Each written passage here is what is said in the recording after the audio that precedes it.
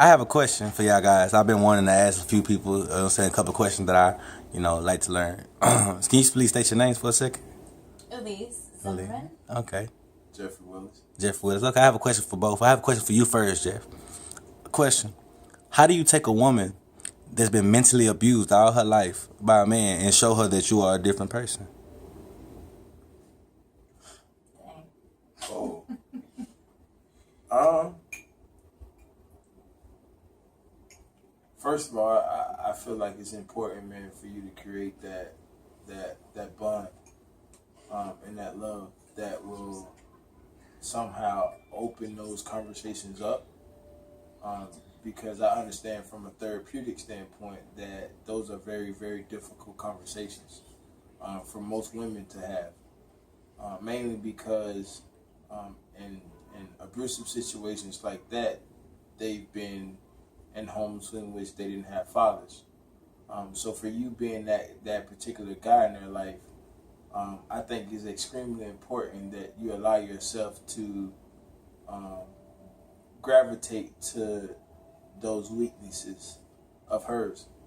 And I think in being around her enough and learning her day-to-day activities, you'll begin to learn those areas in which she's weak. As we all know, all women are very, very, very emotional. And they gonna show you the areas in which they struggle in. And I think it's your job as a man to make sure you're able to carry those particular areas. But I mean, from a therapeutic standpoint, man, it's really nothing you can per se do. Okay. I think it would be just your job to make sure that you protect her from anything that reminds her of that particular situation. Okay, I like that. Now, for you, what's your name again? Elise. Elise, I want to ask you a question. This guy, I will actually learn from this. How do you take a man when it comes to relationships that has bad ways but good intentions? I think a lot of patience. Yes. Man, hey, this looks last one-on-one. Hey, look, bro. Yeah. This is the first one, but there's many more to come. Man. Believe me. No, I think a lot of patience. You have to find something in that person that you really believe in and trust in order to do that, though.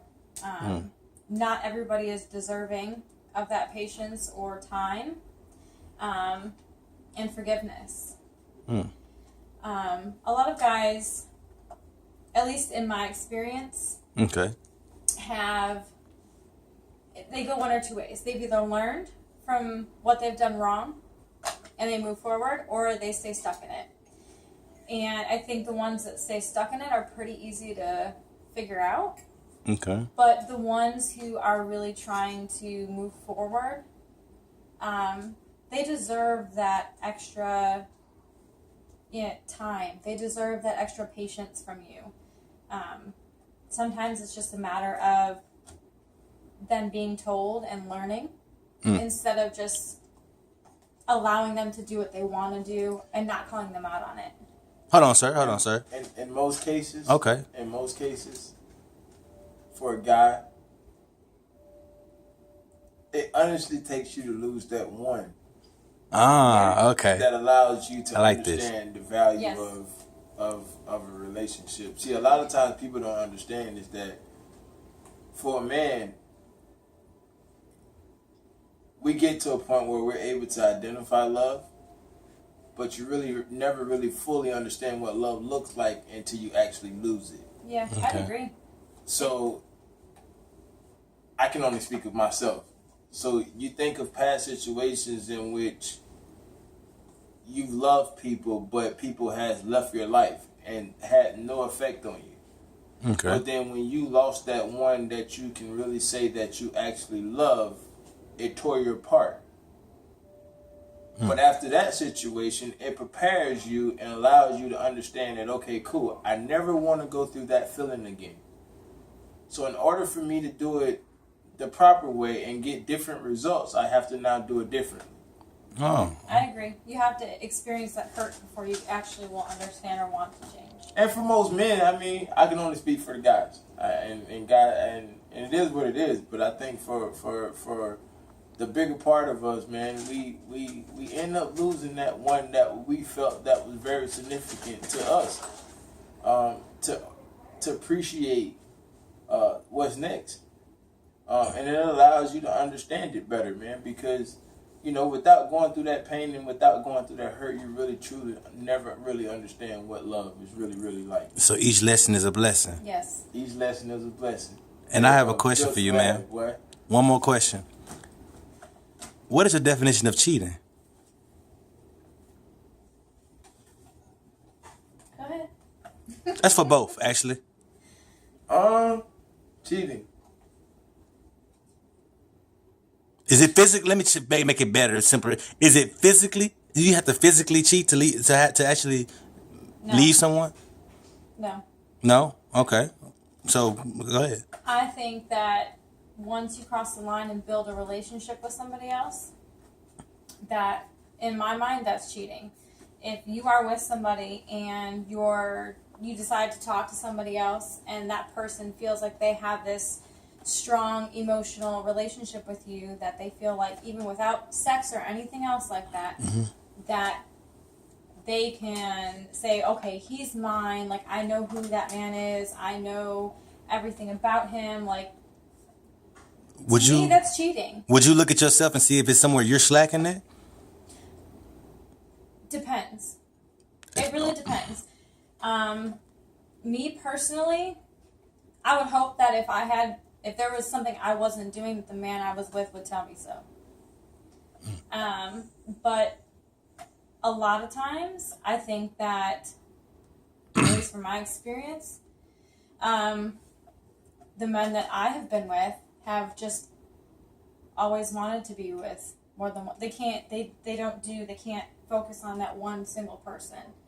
It's too much of a commitment for them to do that. And for you, Jeff, question I have always wanted to know. You get with a woman and come to find out that she was with your friend. But y'all have had a relationship, but it just never was spoken of. Can you be with someone that has been with your friend? Not cheated on you with your friend, but has been with your friend in the past. But y'all have a liking to each other. Would you leave that blessing just because she was with your friend, or would you go for your blessing? Sir?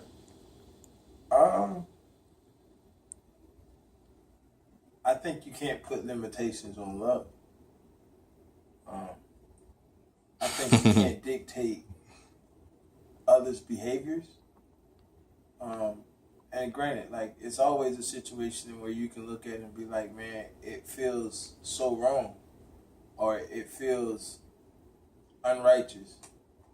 But man, only your heart really knows, where it really lies. And, unfortunately, man, you have people around you and in your circle in which, in most cases, you probably would want to reevaluate anyway.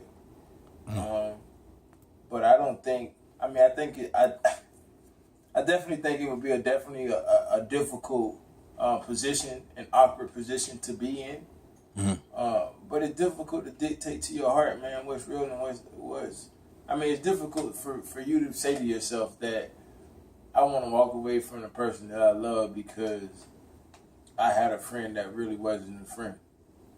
Or I had a girl that, got caught in the moment. Because, we all, if we be real with ourselves, we all have been in situations where we've been caught in the moment. Yes. You know what I'm saying? So you got to just be real with yourself, man. A lot of times people are afraid to do that. So for me, man, I just think, it depends on the situation. It depends on my level of love for her. And if my heart is there, is it something that I would forgive and try and rebuild? And, if that's what's meant to be, then that's what's meant to be. I wouldn't say that I wouldn't be opposed. But obviously I would do some reevaluation for sure, in terms of how I would move forward with it. One last question I have before we end this build to last. And actually, I'm saying end, boy, we stopped the continuing this. I know that wasn't a word, but it comes. Built to last. What is one thing? Live and uncut. Live and uncut. This is one question for both of you. Okay. What is two main things that you must have in a woman and in a man? And this is a must. I mean, for me, number one, This series built to last. God fearing. Huh. That would be my number Church one. every Sunday, God fearing, or just God fearing, sir? God fearing. Okay. I'm not gonna tell nobody that I'm in church every Sunday. Okay. But my heart remains the same. So I feel like that's a very, very, very important thing for me. What was the second question? You had the two things. Two things. Oh, That you must have. Not a thing, you must. have. God fearing, I would say a sense of intelligence. Intelligence. That's not. I really don't feel that. That's For me, man, because Okay. I'm a thinker. Okay. I'm very outspoken, and I'm very You need someone with some wit. engaged. Yeah, man. Like you gotta have a sense of feistiness in you or something. Like you gotta have a sense of charisma or something. Like you gotta be bro. You gotta Okay. Now you, Elise. I like that, sir. I would agree with the first one. God fearing, just because of what I've been through. That's important to me. But the second thing would be acceptance of my child. I have a 9-year-old little boy, and there are some men who are willing to take on that commitment, and a lot of them aren't. So, next to God comes my child. Indeed. Well, you know what? I like y'all time today. And I just, I enjoyed y'all time. Could you please state your names? Man. Y'all already know, boy. City, we holding it down out here, boy. Indeed. No. Indeed. Hey, built the last, man. Y'all tune in. Hey. We're gonna keep them coming. Yes, sir.